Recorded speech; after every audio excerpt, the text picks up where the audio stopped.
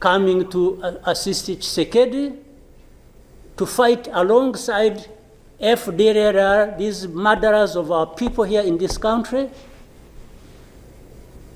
to fight against mercenaries, and to have Burundi on ethnic political basis decide to support Tshisekedi in whatever endeavor, including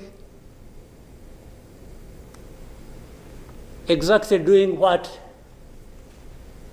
those murderers did to our people and what they are doing in Eastern Congo. They have displaced people, they have killed people, they have persecuted them on a daily basis for who they are. We have refugees here who have been here for the last 20 plus years, just dislocated from Congo and sent to Rwanda because they say these are ethnic Tutsis and therefore they belong to Rwanda, they don't belong there. And everybody is around. I don't know how many entities we have in Congo, honestly. We have MONUSC, we have SAMI DRC, we have mercenaries, we have Burundi, we have FDLR that has joined them. And everybody is there watching this thing, and we pretend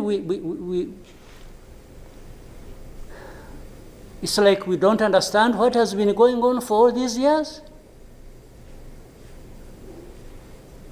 And then when things like this of last week erupted, we behave like we are surprised or we are concerned about humanitarian crisis, about this and that. Isn't persecuting and killing people and displacing them part of that humanitarian concern?